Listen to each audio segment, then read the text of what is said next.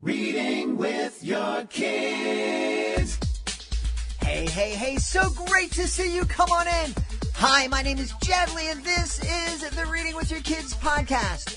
We are coming to you from the beautiful neighborhood of Reedville in the southwest corner of Boston, Massachusetts.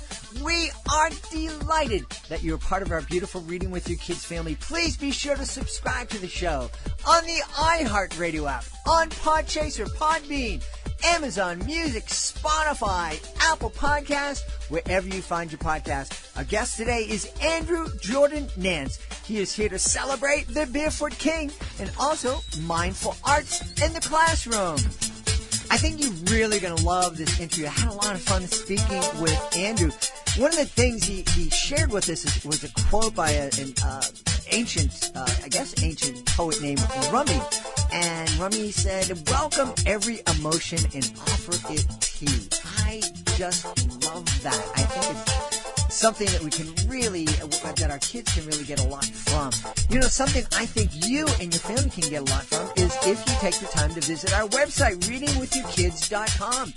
If you are a parent, so much there. First off, you can check out our Certified Great Read Wall of Fame and find some great books to add to your family library. You can also subscribe to our newsletter. It's really fun. My daughter, Alejandra, is doing a great job putting this newsletter out twice a month, so it's not annoying. And there's lots of great activities you can do and some downloads that you can download for free and just all sorts of free stuff. You can also check out our bookstore and you can buy yourself a Reading with Your Kids t-shirt, a Reading with Your Kids mug, and the ever-fashionable Reading with Your Kids face mask. That's all on readingwithyourkids.com. Join us right now from the beautiful state of California, where he is recovering, but he looks strong. I'm really excited that he's here. He is the author of The Barefoot King and a number of other fantastic books. Please welcome to the show, Andrew Jordan Nance. Andrew, how are you? Hi, good. Good to see you. Thanks for having me on. Good to see you, too. We are here through the magic of technology. I am able to see Andrew, see his smiling face, and see a couple of dolphins jumping, leaping over his head. And isn't it such an amazing thing that we hear on different sides of this huge continent, and we can speak in real time and see each other, and it's just incredible, isn't it? It really is. It's like Star Trek. It's like transporter technology. I think it's such a gift. A friend of mine was saying she got off of a Zoom meeting for work, and then 15 minutes later she was reading a lullaby to her niece in, I think it was Ireland or England. And, it's just magic. Yeah, it really is. And at the same time, you're here to share with us not only about the Barefoot King, but a lot of wisdom that is timeless. The ideas of helping our kids become more mindful and more present. So why don't we start by just talking about the Barefoot King? Who is this king without shoes? Right. So I don't think he has a name. He doesn't have a name, but it's a long time ago, probably 3,000 years ago, and it's a land where shoes haven't been invented yet. And so everyone walks around on bare feet, and he's the king. He's a young king. He's probably, 16, something like that. And he goes off for a walk in the palace grounds, and it's big grounds. And he sees some birds in the sky, and he's a smart guy, but he has a wandering mind. And so he doesn't see the stones in his path. And he trips, and he hops all the way home, yelling and shouting and holding his foot. And all night he's tossing and turning. And then he wakes up with this brilliant idea. And I guess I'll give you a little bit of a spoiler. He basically calls in all his ministers, and he says, "I stubbed my toe, and I never want this to happen again. So I want to cover the land with leather." So, of course, he's the king, and they're just ministers, so they scratch their heads, but they're like, okay, whatever. And so they go and get leather, coats and rugs and curtains and the whole thing, and they cover this amazing land with leather. Well, things go south, but basically what he learns to do is train his wandering mind so that he can be more focused and more aware and kind, rather than try to always be kind of chasing windmills, attacking the outside world and blaming the outside world for his own unhappiness. He learns to focus inward first, so the world can change in his own eyes. Such an important lesson. As you're speaking about the king and stubbing his toes and deciding he never wants to feel that pain again, I wasn't reminded of a kid reacting to pain. I was reminded of all the parents out there who are determined to cover their kids' world in leather and wrap their kids in bubbles so that they never, ever have to experience pain or sadness or disappointment or loss. And what an impossible goal. I know. And it's endless, right? You make yourself sick as a parent, I think, trying to always make sure your kid is quote unquote happy. And that's just not how the human experience is. Buddha says that the world or life is full of 10,000 joys and 10,000 sorrows. And it's absolutely true. And we want to know how to sort of ride the waves of those sorrows and joys with some skill, rather than try to flatline our lives so we're always happy. Mm-hmm. I have really looked, with my mindfulness practice over the last 8 years, I've really looked at my own reactivity, and that was making me unhappy. Someone might cut me off in traffic, or a loved one might say something that triggers me. And what I've learned to do through mindfulness is to stop, to take a breath, to notice my feelings in my body, and not just say, oh, I'm angry, but notice, oh, there's heat in my shoulders, or my fists are clenched, or I feel tight, my heart's beating fast. And I do this little mini inventory. It takes like half a second, because I know what I'm looking for. And then I'm more skillful with this emotion, whatever it might be, sadness, joy can be an uncomfortable emotion if it's too big, and it might be inappropriate.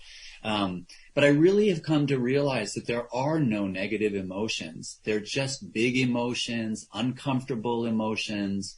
And because, think about it, anger might get someone out of a difficult marriage, or it might protect them in a dark alley.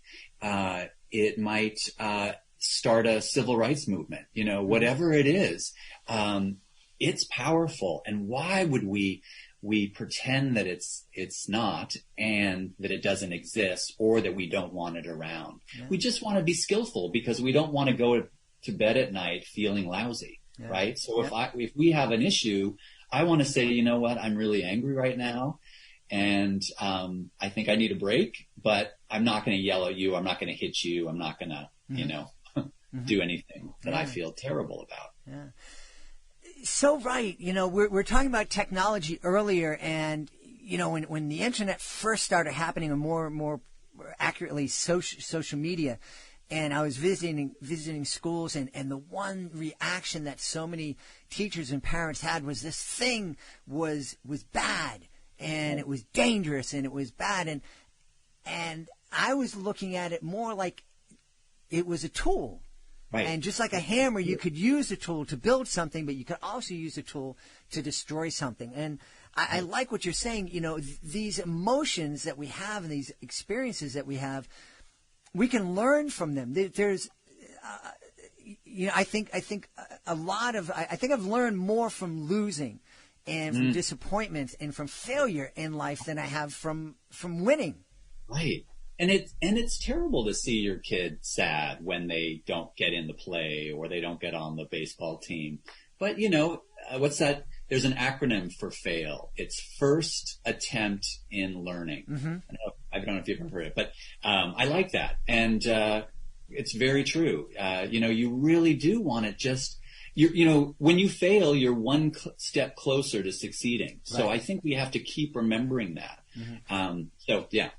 Totally agree.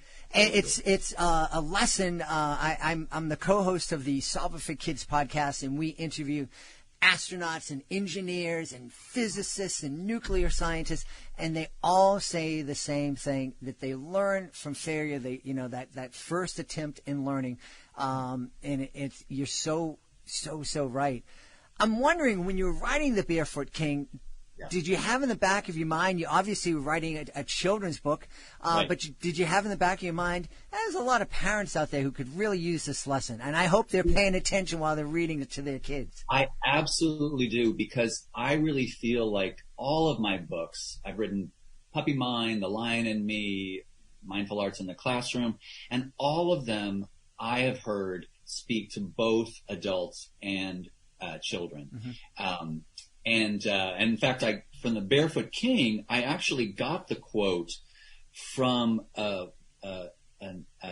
Buddhist monk who lived, like 3,000 years ago, 2,500 years ago. And the story goes, is that he was one of the janitors of this monastery, but he was also a monk. And some of the other monks thought he just, did not have much upstairs. And so they teased him, and they said, "Hey, Shantideva, why don't you come and give a lecture, in the lecture hall or wherever one might speak 2,500 years ago." And so he was like, "Okay, sure." So he goes in, and everyone's kind of snickering, waiting for him to have nothing interesting to say. And he gives this amazing speech. One of the things he said, and I will read it to you, was, "Where would I find enough leather to cover the entire surface of the earth? But with leather soles beneath my feet, it's as if the whole world has been covered." And what he means by that is the parallel of training the mind to be your gift, Mm-hmm. Your superpower, and to know that the world is not going to always be kind. And then at the end of the lecture, the speech, he floated up into the clouds and was never seen from again. So I love that story. But I just saw that line, and I said, wouldn't that be a crazy story to find out what it would be like to decide to cover the world with leather? Yeah. So it was great. It was great. So, and yes, one of my hopes is that, I teach in the schools as well, and I have a bunch of volunteers that I work with too through the San Francisco Education Fund. We have a mindfulness program. And so about 20 minutes a week, less actually now that it's on Zoom, but we go in once a week and we teach mindfulness to the kids. And I have to tell you, so many of the kids tell me that they taught their mom or dad how to meditate, or I teach a little poem that helps me focus when I'm meditating, and all the kids, like 1,000 kids know it in San Francisco. So my hope is that all of this information is getting home, and we're creating family structures that have more skills in their tool belts, so that they can ride the waves of this really, this really challenging time. Absolutely. Food insecurity, everything. It's just, it's rough out there for a lot of people. And I think we can find moments of love and calm and hope as well. Yeah, absolutely. So important. How did this become such an important part of your life, Andrew? Well, I was running a theater program about 8 or 9 years ago, and my mom had passed, and I just thought, I need a new chapter. I'd been the conservatory director there at the new Conservatory Theater Center for almost 18 years. And I just needed a new chapter. So I went to the Greater Good Science Center at UC Berkeley, and they have a week-long symposium where they teach teachers about social and emotional learning, and mindfulness was a piece of that pie. And I just had this light bulb moment that theater and mindfulness training were very, very similar. Both asked the participants to be in the moment, connect with your emotions. You can't be thinking about the past or the future. You can't be worried about the reviewer in the audience or your mother in the audience or whatever. You have to be completely present, use your breath to connect with those emotions, to connect with the people around you. What I would say is that theater, I think, encourages reactivity, whereas mindfulness encourages a more responsive choice. Reactivity means sort of react without thinking, and mindfulness means and responsiveness means, all right, let's respond to this. Let's slow down. Let's make a smart choice here. So I really felt like a kinship to it immediately, because we actually were playing mindfulness games, which were really just theater games that I had played all through college and in many of my rehearsals throughout the years. So I had this light bulb moment, and it just was like in my body. So I got it like a wave, really. And so about 4 months later, after taking mindfulness classes through Mindful Schools, I went into the classroom and I started teaching Mindful Schools curriculum at first. And then I eventually, about 7 or 8 months later, started writing my own curriculum, just out of a curiosity of like, how can I keep bringing these theater components into a mindfulness practice? So we played theater games in the classrooms.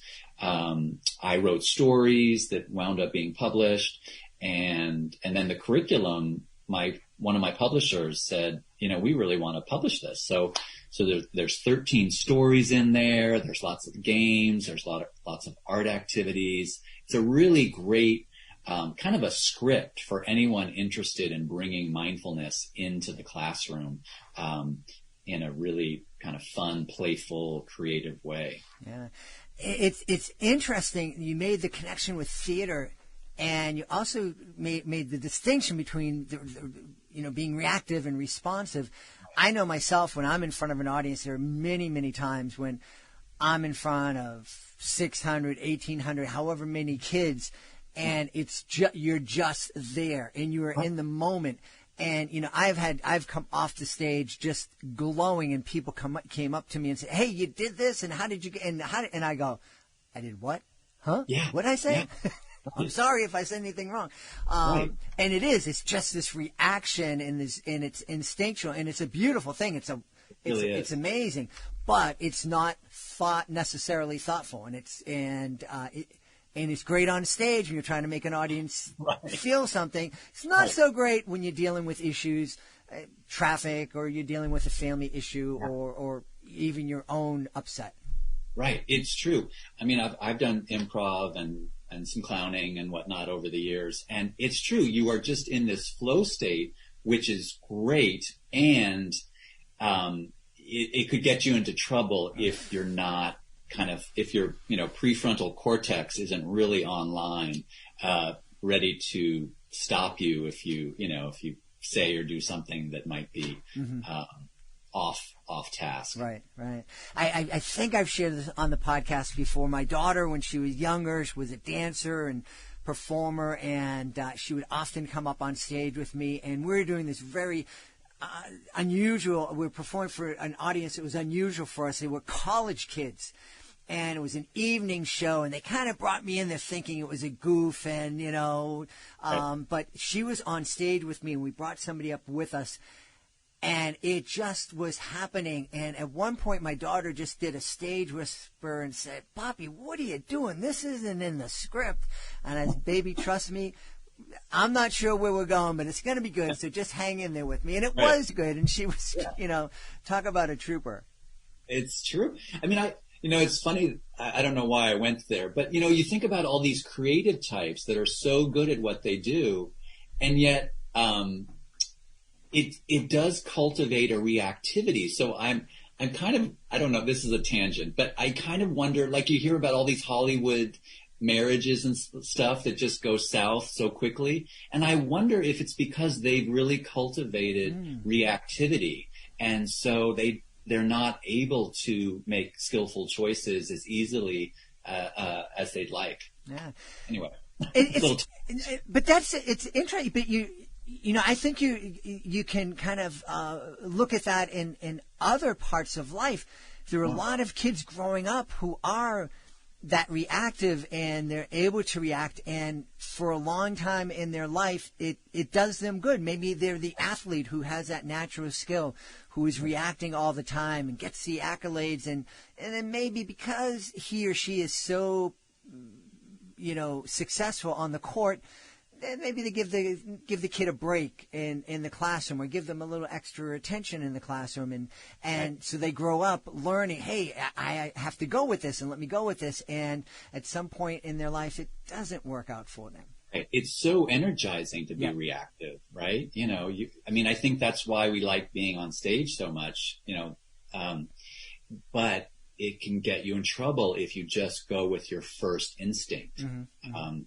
In life, like I think both of us mentioned driving, right. I mean, the first instinct when you're having an issue is usually the wrong one, in your car. Yeah. And I just do that body scan I was talking about, take some deep breaths. I don't make up a story about the other driver. Mm-hmm. I think that's also a bad idea, because mindfulness is not about following the story. It's about noticing that you're about to follow a story in your own head and saying, you know what, that's just a story. Let's just deal with what I know, which is me, my heart, and my mind, and my body. Yeah.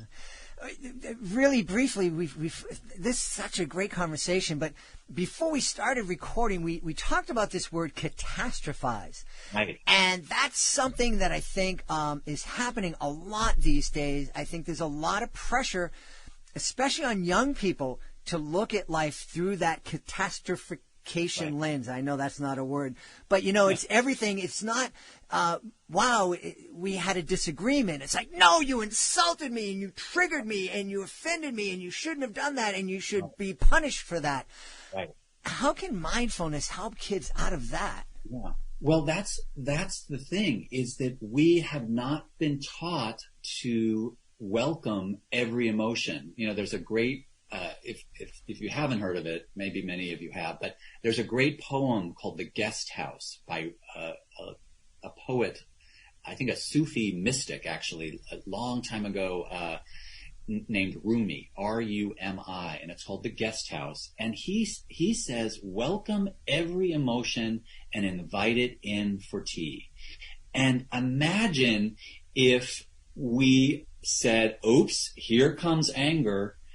I'm going to take a deep breath. I'm going to wiggle my toes. I'm going to, do a body scan, and then I'm going to be skillful with it. I mean, it sounds simple, and it is, but it's not easy. And that's why I feel like we really need to teach, pre-K mindfulness, and teach, just teach them at the youngest ages, so that when they feel that uncomfortability show up, they don't attack. I mean, I have a theory that the body does not like to be uncomfortable, right? Mm-hmm. Anger is an uncomfortable feeling. So we usually yell or hit or throw things or walk away or whatever. Just anything to expel that energy of anger. Sorrow is uncomfortable, so we cry. Laughter can be uncomfortable, so we laugh. Everything is leaving the body. If we're sick, we sweat, we sneeze, we, cough, we, it's a long list. So if we can turn, which feels counterintuitive, turn inwards and go, oh boy, this is not good. Being ill even, like if we can just turn towards the illness, we can be kinder to ourselves, not be wishing it away. I don't know about you, but when I'm sick, I'm like, gosh, I cannot wait for this to go away. I just hate this. This sucks, and you just kind of rock back and forth, or you put the pillow over your head or whatever. And if we can just be more tender with ourselves when we're having an uncomfortable experience, I guarantee you, with practice, we will become more skillful with it. Mm-hmm, mm-hmm. One of the things that my kids and I have talked about is just how important it is sometimes to learn how to be comfortable being uncomfortable. Yes, absolutely. I totally agree. And we're not taught that. We're taught that happiness is our birthright. And, it's one of those, it's a good thing to have, but our birthright, I think, is to, just ride these waves, with some awareness, and it takes time. And I think we're doing our kids and ourselves a disservice by pretending that, we need to be happy in order to, be okay. I think being sad right now, during this difficult time is okay, and being anxious. I asked my doctor the other day, I was having some breathing issues, and I said, is this anything I need to worry about? And he said, if you weren't anxious right now, you're not paying attention. And so it's okay that you might be having anxiety. I didn't feel like I was, but, there's so much going on in the human mind and the body that we're just not even privy to, really. Mm-hmm. We're sort of the last to know. Yeah. Wow. So much. I think we could talk for hours and hours. But I love this stuff. Yeah. Where can folks go to learn more about mindful arts in the classroom, about the Barefoot King, and everything that's coming from you? Right. Well, all the books are sold on, anywhere books are sold, but you can certainly go to my website, andrewjnance.com. That's JNANCE.com. Or you can go to mindfularts with an S, SF.org to find out about volunteering with us. Also, there's a great resource page. I got a really sweet email from a mom today I've never met saying that she was homeschooling her kids, and the resource page was just this amazing thing. And it's not my stuff. It's curated, pieces that I found on the internet and, social media and that sort of thing. And it's just a really has really helpful videos and articles. And this mom's girls, they suggested one that I should put on there. So I'm going to add it. Awesome. And I'll say thanks, Chloe and Zoe, or whatever their names are, for the idea. That's great. Well, we've had a great time. We've learned a whole lot. I love that quote from the poem, "Welcome every emotion and offer it tea." Yeah. Isn't that nice? Yeah. I love that. It relaxes the body, because we just are always kind of like this if we're not feeling happy. And it's just such a waste of time, just welcome it in. Yeah. And then it really changes my relationship to any big emotion. One thing, actually, before we go, is I do have breathing cards that are on my website, and there are 50 different ways to breathe, from Spider-Man breathing to dolphin breathing to Wonder Woman breathing, all these fun ways to breathe. So when your kid is having a big emotion, you can have them pick any card, and they can breathe. And I know they will be transformed in those, 10 breaths. Yeah. And if there's anybody out there that's still listening to us and are thinking to themselves, this woo-woo stuff, it's just, it's not for me. My kid's going to be okay. Just remember, if you're mindful when you're watching TV or listening to any kind of media, we're constantly being bombarded with this message that we deserve to be happy. We deserve the big car, the big house. We deserve this. We deserve that. We actually don't deserve anything. But there's all this pressure, all these outside voices telling our kids that we deserve this. And when we look around and we're human and we don't have all this stuff that we're being told that we should have, we get bummed out and we get depressed. So many great skills to help us battle that here in your website and in your books. Yeah, absolutely. There really are.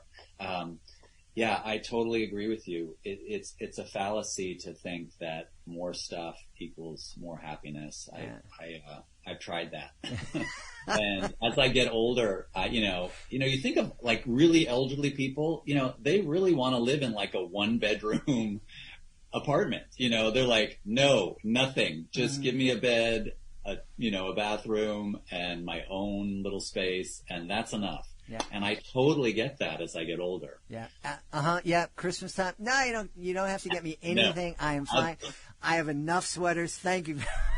Thank you very much. I totally agree. Well, we want to thank you. We've had a great time speaking about mindfulness and life with the author of The Barefoot King, Andrew Jordan Nance. Andrew, thanks so much for being part of our show. Absolutely. This was a real pleasure. Please be sure to join us for the next edition of the Reading with Your Kids podcast. 2 great guests. Amalia Huffman will be here to celebrate My Monsterpiece. And then Janie Valkamp will be here to celebrate Beauty and the Beak. A really fun story about a bald eagle that was rescued. It's fascinating. You don't want to miss it. That's the next episode of the Reading with Your Kids podcast. I want to thank the folks who made today's show so very wonderful. Of course, I want to start by thanking our guest, Andrew Jordan Nance. Please be sure to check out The Barefoot King and also Mindful Arts in the Classroom. Also want to thank my team, Alejandro Doherty, Fatima Khan. I want to thank my beautiful wife for all the support she gives me. Most of all, we want to thank you. Thank you so much for taking the time to join us today. And as always, thank you so very much for taking the time to make the world a better place by reading with your kids. I'll be looking for you in the next edition of the Reading with Your Kids podcast.